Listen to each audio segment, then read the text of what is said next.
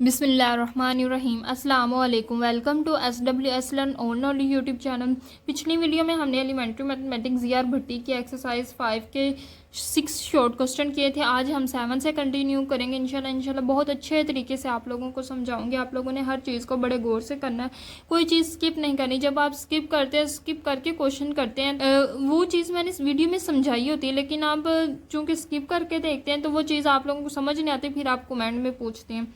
तो आप लोगों ने इसी में गौर से देखना है। तो देखें, explain why in general the matrix algebra. अब अलजबरा में तो हम देखते हैं कि ए प्लस बी का square A square plus B square plus 2a भी होता है, लेकिन मैट्रिक्स में ऐसा क्यों नहीं होता हमने बताना है। तो पहले हम लिखेंगे ए प्लस बी का स्केयर किसके बराबर होता है। हम इनको आपस में मल्टीप्लाई करते हैं। पहले ए को दोनों से मल्टीप्लाई करेंगे, ए स्केयर प्लस ए भी हो जाएगा। अब बी को दोनों से मल्टीप्लाई करेंगे, B A plus B square हो जाएगा। ठीक है, कुछ इस तरह आएगा बी स्केयर। अब देखो तो जो मैट्रिक्स है इसमें कभी भी जब हम कोई मैट्रिक्स ए है उसको बी से मल्टीप्लाई करें तो ये नहीं हो सकता कि बी को अगर हम ए से मल्टीप्लाई करें तो दोनों का आंसर सेम आए। तो कभी भी नहीं हो सकता। ए बी को मल्टीप्लाई करेंगे वही आंसर है जो बी ए को मल्टीप्लाई करने से। कभी मैट्रिक्स में इस तरह नहीं होता। बाय चांस ये आंसर सेम आ सकता है, लेकिन कभी भी दो मैट्रिक्स को जिनको मल्टीप्लाई किया हो, जैसे ए मैट्रिक्स है, इसको मैंने बी से मल्टीप्लाई किया तो कुछ 2 3 1 0 आंसर आया, लेकिन अगर मैं बी को ए से मल्टीप्लाई करती हूँ तो ये आंसर नहीं आएगा। बी भी वही मैट्रिक्स है और ए भी वही मैट्रिक्स है, लेकिन हमने रिवर्स कर दिया। पहले ए को शुरू पे लिखा था, बाद में बी को शुरू पे लिखा, तो दोनों का आंसर बिल्कुल भी सेम नहीं आएगा। तो हम लिखेंगे since the matrix of A B not equal to B A, so अगर ये दोनों इक्वल होते हैं एक दूसरे के तो 2a भी हम लिख दे सिंपल। ये भी इसके इक्वल है, ये दोनों इक्वल होते तो हम क्या करते 2a लिख लेते जिस तरह ये होता, लेकिन ये दोनों इक्वल नहीं है तो हम 2a नहीं लिख सकते। ठीक है, तो so A B not equal to B A, so A plus B का whole square is not equal to A square plus B square plus 2ab। अब इसी तरह क्वेश्चन नंबर बी है, इसका पार्ट बी है, A square minus B square not equal to A minus B A plus B. हमें पता है algebra में तो A square minus B square is equal to A plus B और A minus B, but matrix में ऐसा क्यों नहीं है। फिर वही है आंसर के पहले हमने ए को अब हमने पहले इनको सोल्व करना है। ए को हम पूरी इस वैल्यू से ए को पूरी इससे मल्टीप्लाई करेंगे, फिर माइनस बी को पूरे से मल्टीप्लाई करेंगे। अब जैसे हम सिंपल मल्टीप्लिकेशन करते हैं, ए स्केयर प्लस ए भी हो जाएगा minus B A plus B square. अगर ये दोनों बराबर होते ये कैंसिल हो जाते, ठीक है, लेकिन ये बराबर नहीं है। A B not equal to B A, so ये कंडीशन फ्रूटफुल नहीं होती। So A square minus B square not equal to A minus B and A plus B. आप लोगों ने साथ ये लिखना है। अगर बाय चांस ये एक दूसरे के इक्वल होते हैं, if A B is equal to B A then following condition have equality, फिर ये सच होगा कि ये इसके इक्वल है और ये इसके इक्वल है। लेकिन अगर A B not equal to B A, ज़्यादातर ए बी का प्रोडक्ट बी ए के प्रोडक्ट के इक्वल नहीं होता मैट्रिक्स में। ठीक है, आप लोगों ने ये ध्यान रखना है। अब क्वेश्चन नंबर 8 है। क्वेश्चन नंबर 8 में उन्होंने कहा if A this matrix and B this matrix then show that A plus B is an identity matrix of order 2। अब आप लोगों ने आइडेंटिटी मैट्रिक्स पढ़ा था कि जिनके जो डायगोनल एलिमेंट होते हैं वो 1 1 होते हैं, सेम होते हैं, और बाकी जो नॉन डायगोनल एलिमेंट होते हैं वो 0 होते हैं। ठीक है, कुछ इस तरह का हमने पढ़ा था। अगर उसको मज़ीद बना लें नॉन डायगोनल, तो ये देखो डायगोनल एलिमेंट के सेम 1 1, लेकिन नॉन डायगोनल एलिमेंट है सारे 0। तो ये हमारे पास हो गया एक आइडेंटिटी मैट्रिक्स। लेकिन टू ऑर्डर का मैट्रिक्स किस तरह होगा 1 0 0 1, तो ये हमारे पास ऑर्डर ऑफ 2। तो हमने बताना है कि अगर हम इसको और इसको जमा करें तो हमारे पास ये मैट्रिक्स बनना चाहिए। तो हम देखते हैं, हमने इन दोनों को लिख लिया है, दोनों को जमा करना है।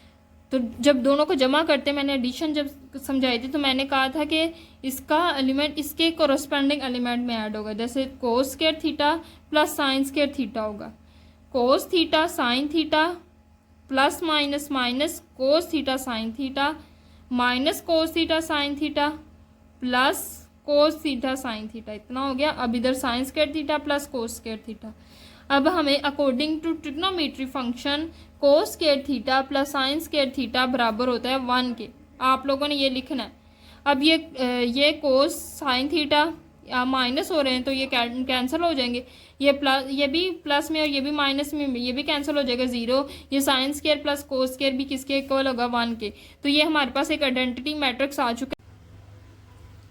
अब हमारा क्वेश्चन नंबर 9 है। क्वेश्चन नंबर 9 में हमारा जो ए मैट्रिक्स है वो और ये और बी मैट्रिक्स हो चाहिए। Then show that A plus B is the scalar matrix 2i scale. उन्होंने कहा है कि जब हम ए और बी को ऐड करेंगे तो हमारे पास स्केलर मैट्रिक्स आएगा 2i, ठीक है, 2i2। अब जो आई होता है ना, ये हमारे आइडेंटिटी मैट्रिक्स को शो करता है कुछ इस तरह, जो हमने पीछे भी पढ़ा है 1 0 0 1, ठीक है। तो हमारे कौन से मैट्रिक्स को शो करता है? आइडेंटिटी मैट्रिक्स को। अगर हम इसको 2 से मल्टीप्लाई कर दें जैसे इस तरह, तो क्या बन जाएगा 2 0 0 2। तो एक स्केलर मैट्रिक्स नहीं बन जाएगा। हमने स्केलर मैट्रिक्स में पढ़ा था ऐसा मैट्रिक्स जिसमें ये डायगोनल एलिमेंट सेम हो, चाहे 2 2 हो, चाहे 3 3 हो, चाहे 5 5 हो, चाहे 6 6 हो, लेकिन ये सेम होने चाहिए। तो ऐसे मैट्रिक्स को हम कहते हैं स्केलर मैट्रिक्स। तो ये क्या आएगा 2i2। तो ये वाला मैट्रिक्स उन्होंने कहा इन दोनों को सोल्व करने से ये वाला मैट्रिक्स आएगा। अब हम इन दोनों को ऐड करके देखते हैं। Cos square theta plus 1 sine square theta. तो cos square theta plus sine square theta plus 1, इन दोनों के कोरस्पॉन्डिंग एलिमेंट को आपस में ऐड किया। अब आगे corresponding cos theta sine theta minus cos theta sine theta. अब minus cos theta sine theta और प्लस में cos theta sine theta. Sine square theta plus cos square theta plus 1 आ गया। अभी इतनी चीज़ समझ आई। अब cos square theta plus sine square theta हमने पता ट्रिग्नोमेट्री फंक्शन के मुताबिक इसके बराबर होता है 1 के, तो 1 आ जाएगा। और ये प्लस 1 साथ वैसे का वैसे ही, ये एक दूसरे से कैंसिल, ये प्लस में और ये माइनस में 0 हो जाएगा। ये माइनस में, ये भी प्लस में, ये भी एक दूसरे से कैंसिल होकर 0 हो जाएगा। Sign square theta plus cos square theta किसके बराबर होता है 1 के। ये प्लस 1 साथ वैसे का वैसे 1 + 1 2 हो जाएगा। ये भी 1 + 1 2 हो जाएगा।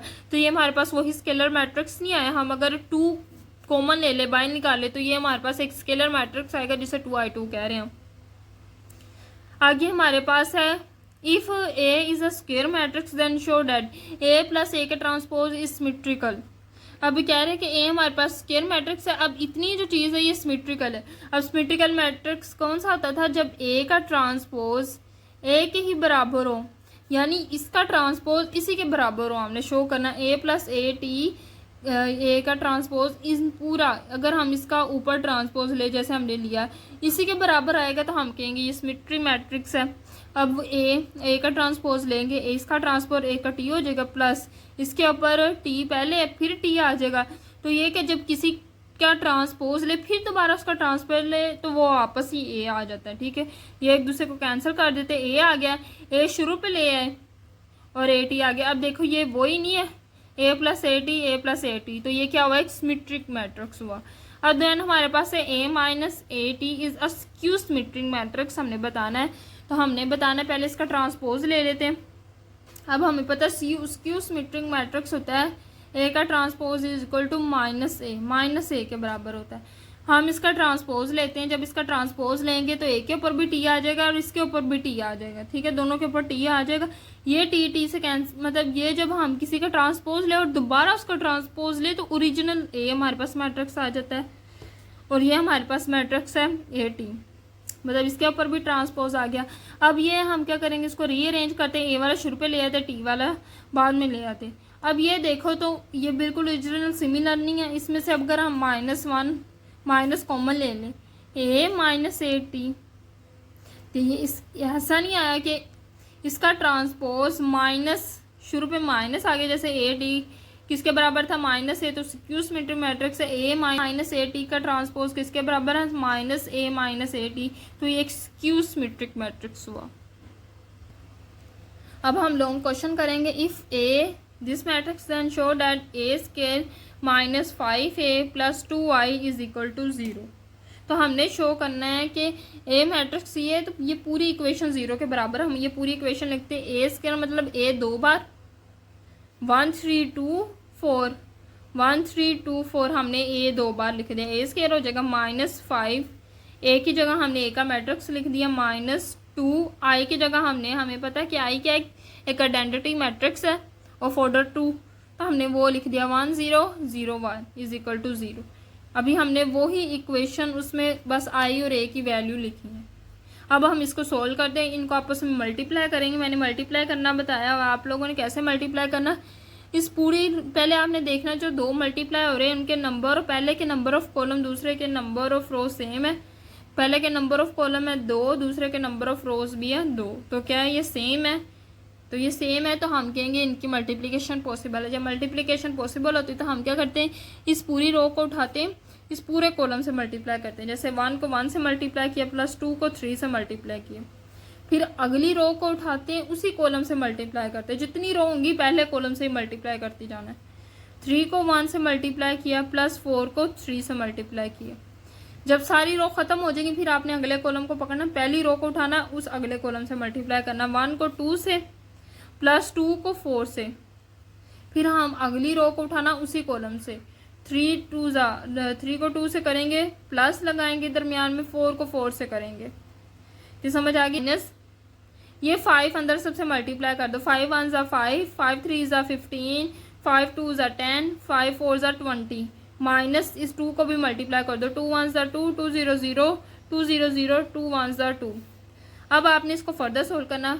1 1 1 हो जाएगा, प्लस 2 3 ज़ा 6, 3 1 ज़ा 3, प्लस 4 3 ज़ा 12, 2 प्लस 4 2 ज़ा 8 हो जाएगा, 3 2 ज़ा 6, प्लस 4 4 ज़ा 16, और ये हमारे साथ वैसे की वैसे आ जाएगा। 1 प्लस 6 हमारे पास क्या हो जाएगा 7, और 2 प्लस 8 10 हो जाएगा, 3 प्लस 12 15 हो जाएगा, 6 प्लस 16 22 हो जाएगा माइनस, और ये चीज़ सारी वैसे की वैसी आ जाएगी। अब हम इनको आपस में माइनस कर लेते हैं, इन सबके कोरोस्पेंडिंग एलिमेंट को आपस में माइनस करेंगे। लिखेंगे 7 minus 5 minus 2, 10 minus 10 minus 0, 15 minus 15 minus 0, 22 minus 20 minus 2, ऐसे हो गया। तो जब ये देखो 5 माइनस 5, 7 में से 5 निकाले 2 बचा, अब 2 में से फिर 2 निकाल देना तो 0 हो गया। 10 में से 10 निकालेंगे 0, 15 में से 15 निकालेंगे 0,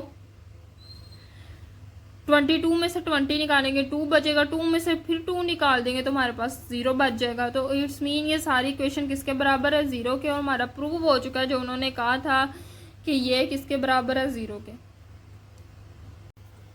अब हमारे पास क्वेश्चन नंबर 4 है, उन्होंने कहा find a scalar R. R हमने उसकी वैल्यू फाइंड करनी, such as A X is equal to R X, where A भी हमारे पास है और एक्स भी है। ये हमारे पास इक्वेशन, इसमें ए भी है एक्स भी है, ठीक है। सिर्फ हमने आर की वैल्यू फाइंड आउट करनी। तो जो हम इक्वेशन दी गई हम उसको लिखेंगे A X is equal to R X. A हमारे पास क्या है 3 1 1 3, ए का मैट्रिक्स लिखेंगे, फिर एक्स का मैट्रिक्स लिखेंगे 2 2, फिर आर वैसे का वैसे लिखेंगे क्योंकि आर हमें पता नहीं क्या है, उसकी वैल्यू हमने खुद फाइंड करनी, और फिर एक्स की वैल्यू लिखेंगे 2 2। अब हम इन दोनों को आपस में मल्टीप्लाई करेंगे जिस तरह मैंने इधर मल्टीप्लाई किया। आप लोगों ने मल्टीप्लाई करना, आर को भी इसके अंदर मल्टीप्लाई करेंगे, 2r हो जाएगा जब आर दोनों से मल्टीप्लाई होगा। अब हम इनको जो मल्टीप्लिकेशन करके सोल्व करेंगे तो ये 6 आ जाएगा, प्लस 2 प्लस 6 आ जाएगा, तो ये 8/8 इज इक्वल टू R2 आ जाएगा। अब देखो जब दो मैट्रिक्स आपस में इक्वल होते हैं तो इनके कोरस्पॉन्डिंग एलिमेंट्स भी आपस में इक्वल होते हैं।